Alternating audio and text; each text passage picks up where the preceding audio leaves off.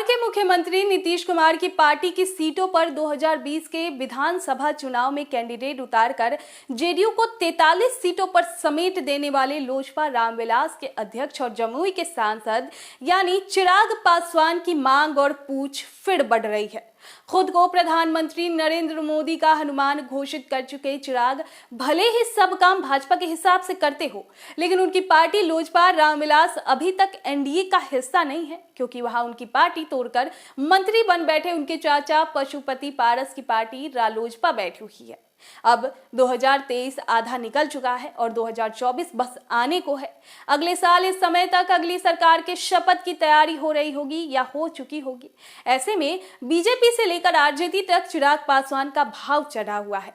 दलितों और उसमें भी पासवान के वोटों पर जो पकड़ और प्रभाव चिराग का है, वो 5 सांसद तोड़कर नई पार्टी बनाने वाले उनके चाचा पशुपति पारस का भी नहीं है। ये बात भाजपा भी जानती है और राजद भी।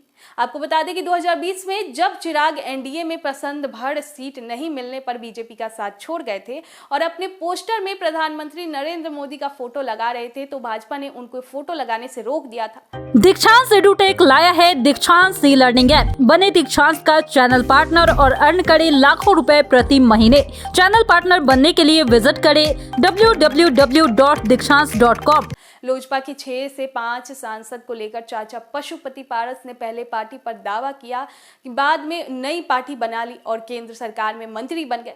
चिराग पासवान से केंद्र सरकार ने 12 जनपद का बंगला खाली तक करवा लिया था, जिसे वो अपने पिता की याद के तौर पर रखना चाहते थे।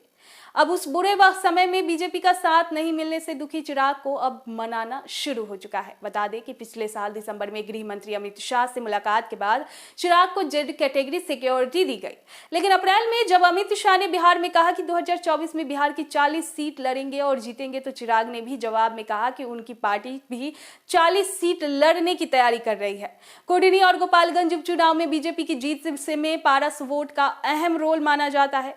एलजेपी रामविलास के सूत्रों का कहना है कि चिराग पासवान ने 2024 के चुनाव में गठबंधन के लिए अपनी शर्तें बीजेपी के सामने अब रख दी है।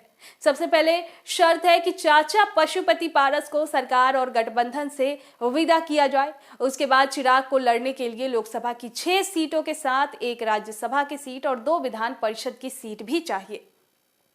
दरअसल चिराग का कहना है कि 2019 में उनकी पार्टी को जितनी सीटें मिली थी, उसमें कोई कमी वो मंजूर नहीं करेंगे।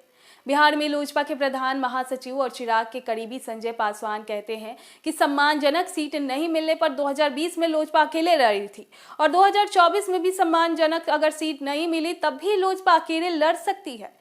संजय पासवान ने कहा कि लोजपा के लिए 6 लोकसभा, 1 राज्यसभा और 2 विधान परिषद की सीट सम्मानजनक समझौता होगा। जब उसमें पूछा गया कि अगर बीजेपी ये सब ना दे तो चिराग क्या करेंगे, तो पासवान ने कहा कि उचित निर्णय होगा, वो सही समय पर लिया जाएगा। अब आने वाले वक्त में देखना तो ये होगा कि क्या चिराग एनडीए में शामिल होंगे, बीजेपी उनकी जो मांगे है वो पूरा करती है या नहीं, या फिर वो अपने अलग रुख कुछ अपनाकर, कुछ अलग रणनीति बनाकर वो चुनाव में अकेले उतरेंगे। दीक्षांत एडुटेक लाया है दीक्षांत डिजिटल क्लास। दीक्षांत डिजिटल क्लास का उपयोग कर छात्र बना सकते हैं पढ़ाई को बेहद आसान और मजेदार। दीक्षांत डिजिटल क्लास को स्कूल में बैठकर देखना है तो पेन ड्राइव और स्मार्ट टीवी बनेगा सही माध्यम। चलिए अब ये भी जानते हैं कि दीक्षांत डिजिटल क्लास का फी स्ट्रक्चर क्या होगा। नर्सरी से लेकर यूकेजी के लिए 7,000, नर्सरी से लेकर दूसरी कक्षा के लिए 12,000, नर्सरी से लेकर 5वीं तक के लिए 18,000, नर्सरी से लेकर 8वीं तक के लिए 24,000, नर्सरी से लेकर 10वीं तक के लिए 30,000। अगर आपको डेमो करना है तो उसके लिए आप दीक्षांत डिजिटल क्लास के YouTube चैनल को विजिट कर सकते हैं। हमारे YouTube चैनल को सब्सक्राइब और Facebook पेज को लाइक करना ना भूलें। धन्यवाद।